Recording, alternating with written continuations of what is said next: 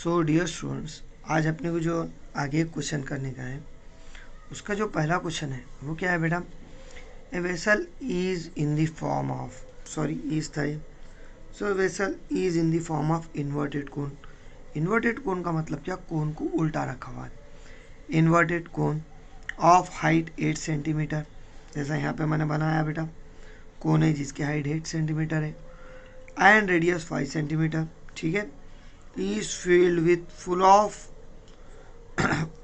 is filled with water up to beam।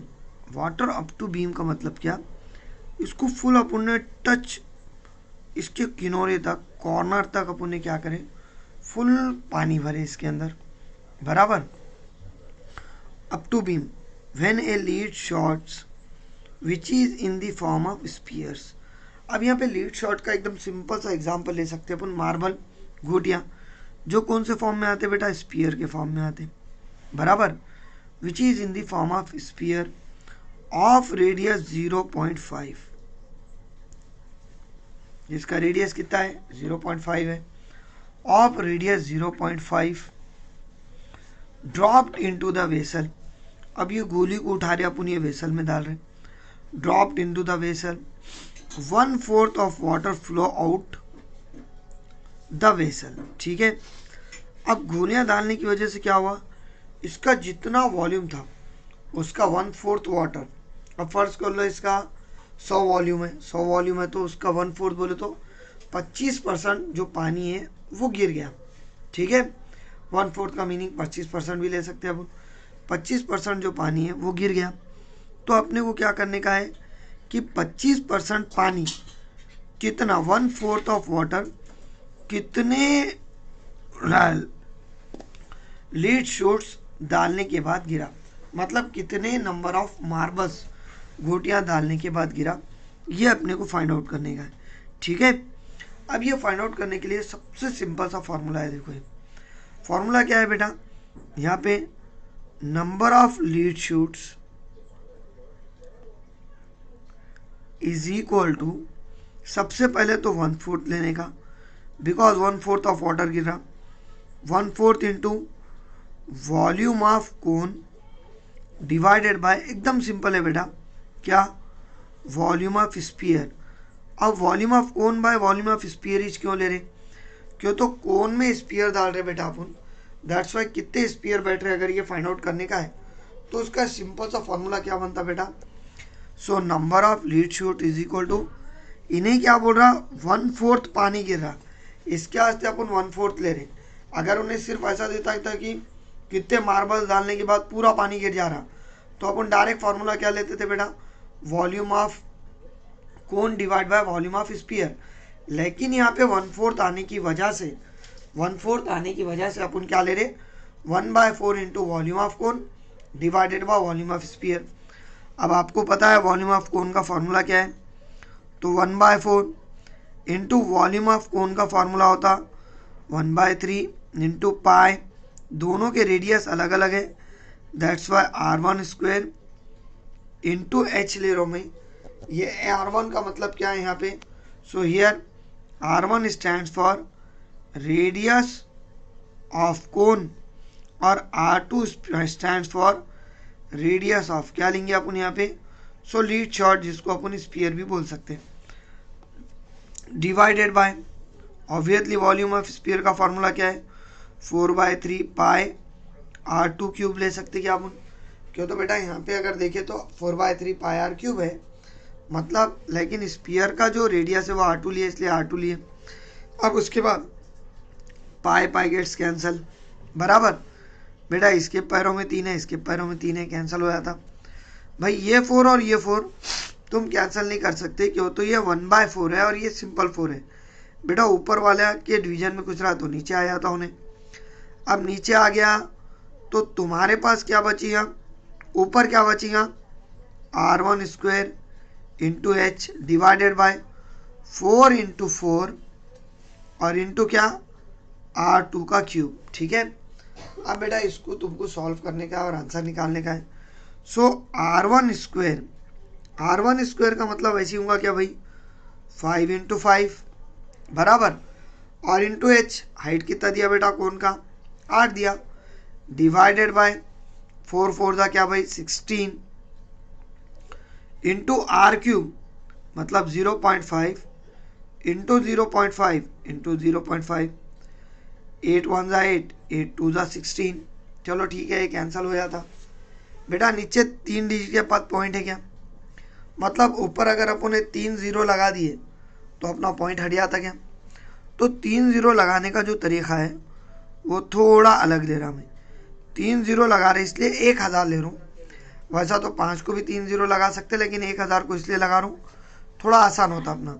नीचे क्या बचा बेटा 2 into 5 into 5 into 5, 5 5 gets cancel, again 5 5 gets cancel, फिर 5 1 ज़ा 5, 5 2 ज़ा 10, 00, 2 1 ज़ा 2, 2 1 ज़ा 2, 00, सो we gate 100।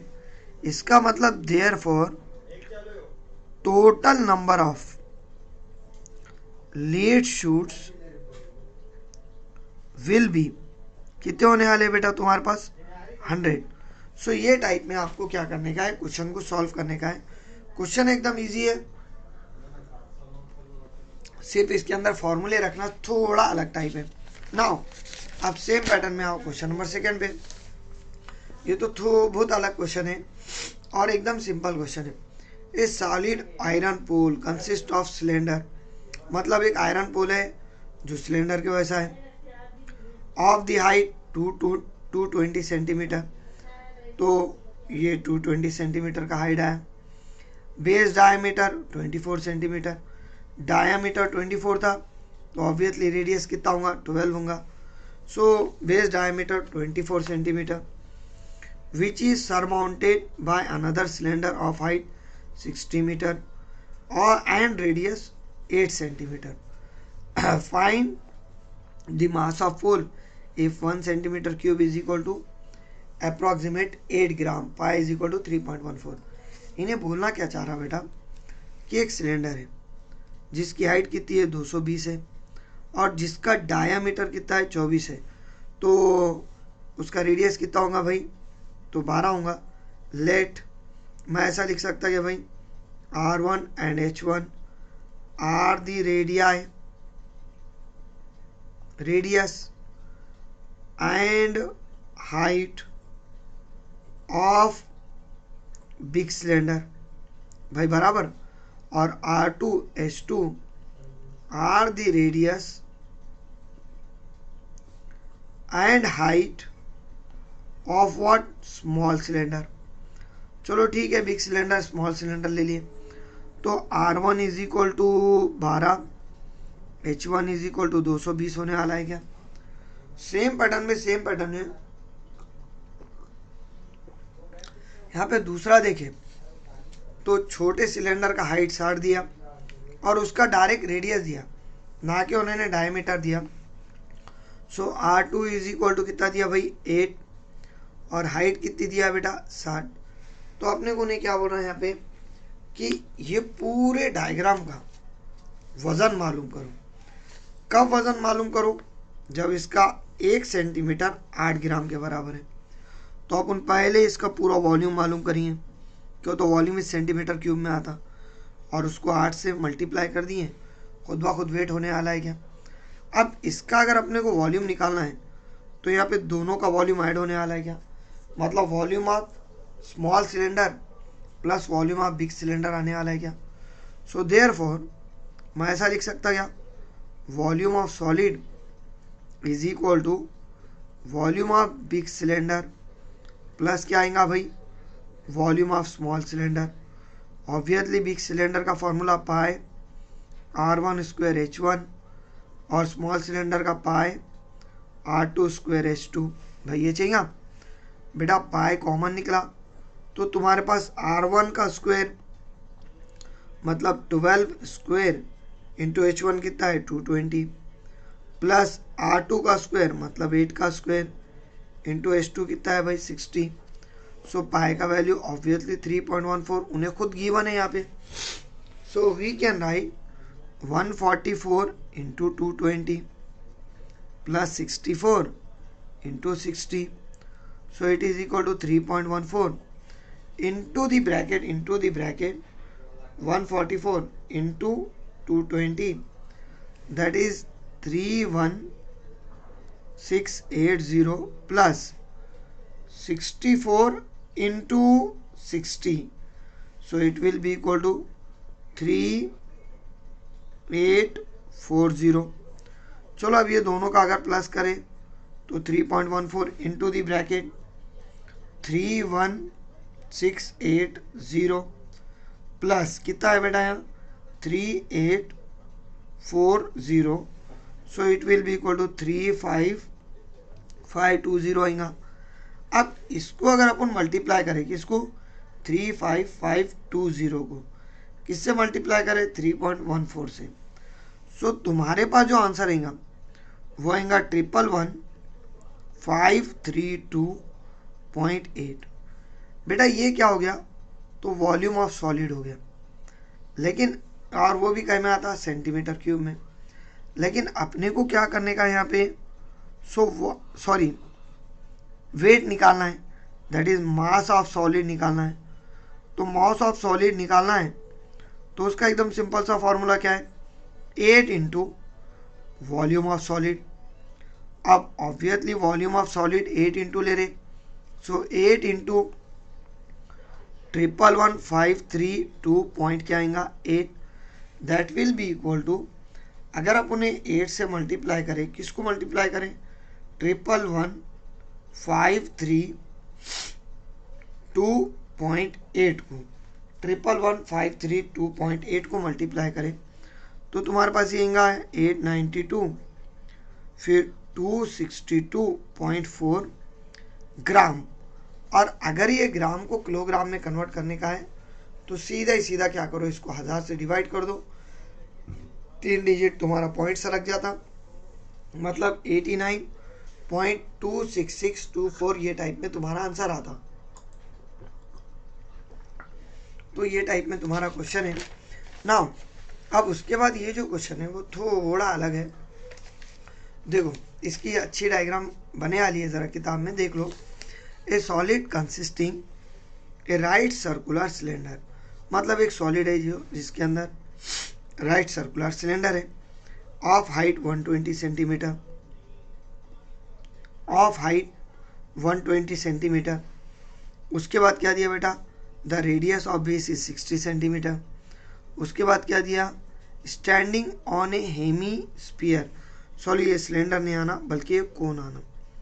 So a solid consisting of right circular cone of height 120 centimetre, एक कोन है बोल रहा हूँ उन्हें जिसका हाइट 120 सेंटीमीटर है, और इन्हें किसके ऊपर बैठे आला है, एक हेमीस्फीयर पे बैठे आला है जिसका रेडियस कितना है भाई 60 सेंटीमीटर का है। ठीक है, standing on A hemisphere of radius 60 centimetre is placed in a right circular cylinder. ये दोनों के दोनों जो है ना ये सिलेंडर के अंदर डाल दिए वाले हैं। ठीक है, ये दिया इन्हें, is placed in a right circular cylinder full of water such that it touches to the bottom. मतलब ये कोन और ये जो सिलेंडर है, सॉरी ये हेमीस्फीयर है, ये दोनों बॉटम को टच करे, किसके टच करे बॉटम को, सिलेंडर के। अब ये दोनों को डालने के बाद जाहिर सी बात है इसमें जितना भी पानी है उसका पार्ट निकलने वाला है, और पानी कितना बचने वाला है, सिर्फ ये हिस्से में बचने वाला है क्या। तो अपने को फाइंड आउट क्या करने का है, find the volume of water remaining in the cylinder. Volume of water निकालने का है जो सिलेंडर के अंदर बचे वाली है। तो उसका एकदम सिंपल सा तरीका क्या है बेटा, पूरे सिलेंडर के एरिया सॉरी वॉल्यूम में से अपन कोन का वॉल्यूम और हेमीस्फीयर का वॉल्यूम माइनस कर दिए तो खुद ब खुद ये हिस्से का वॉल्यूम आ जाएगा क्या, और ये हिस्से में तुम्हारा क्या बोलेंगे, ये हिस्से के अंदर तुम्हारा जो पानी है वो बैठे वाला है। तो बेटा यहाँ पे रेडियस तो सबका सेम है, तो let R is equal to radius of cylinder cone and क्या हेमीस्फीयर, पूरा लिख सकते हैं। और एच यहाँ पे क्या होगा बेटा, दो आएगा, H1 इज इक्वल टू मैं क्या ले रहा भाई यहाँ पे हाइट ऑफ सिलेंडर ले रहा, और H2 को मैं क्या ले रहा बेटा, सो हाइट ऑफ कोन ले रहा। ठीक है, अब मुझे बोलो आर तो तुम्हारे पास सबका सेम आएगा, दैट इज 60।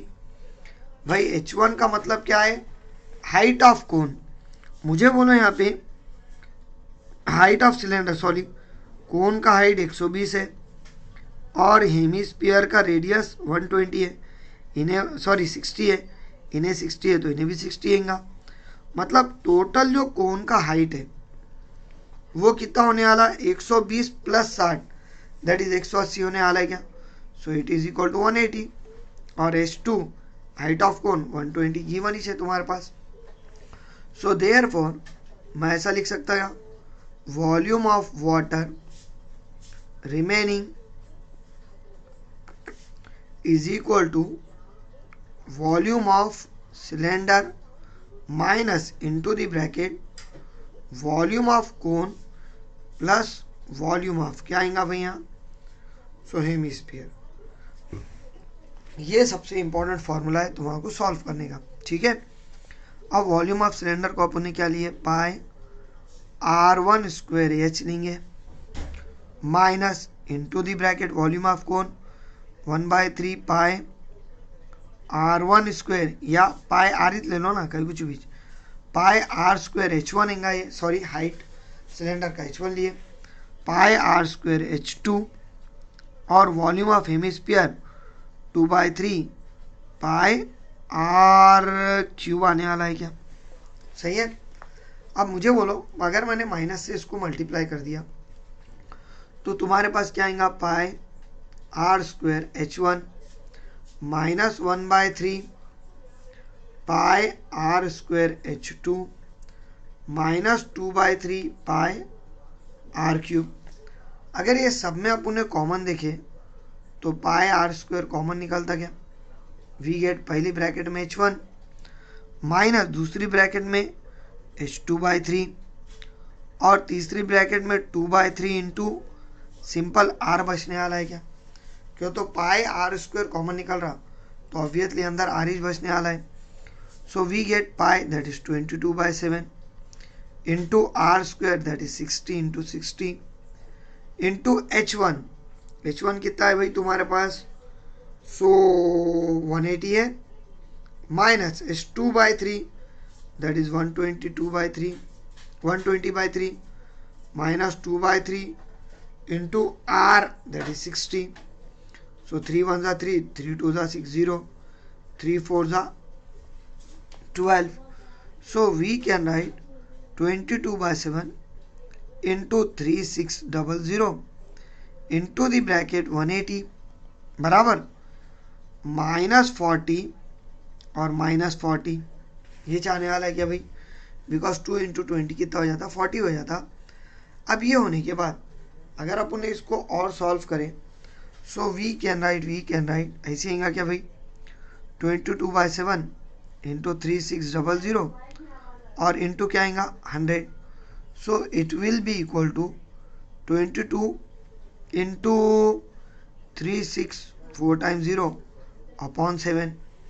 और अगर अपन ने इसको सॉल्व करें सो तुम्हारे पास क्या आने वाला है भाई, 22 इंटू 36 अगर करें सो वी गेट 792, उसके आगे कितने जीरो होंगे बेटा, 4 जीरो होंगे क्या, और अपॉन 7 सेंटीमीटर क्यूब।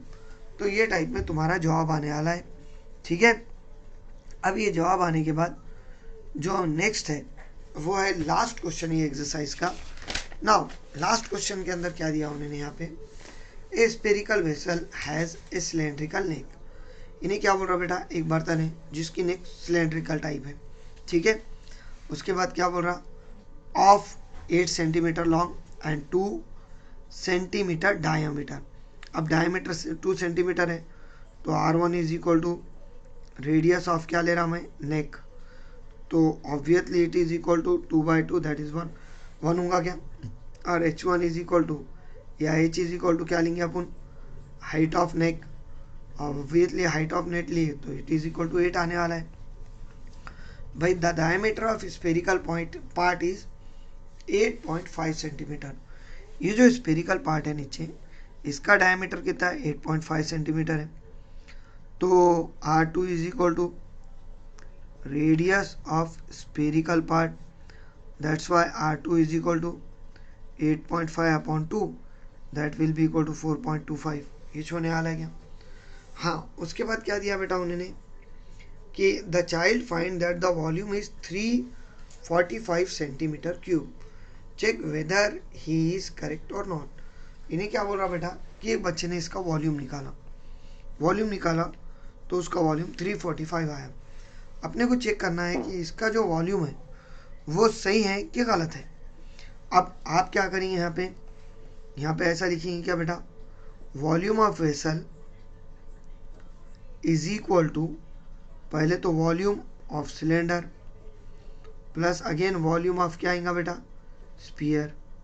और वॉल्यूम ऑफ सिलेंडर का अगर यहाँ पे फॉर्मूला बनाए तो पाई R1 square H, volume of sphere 4/3 pi R2 cube.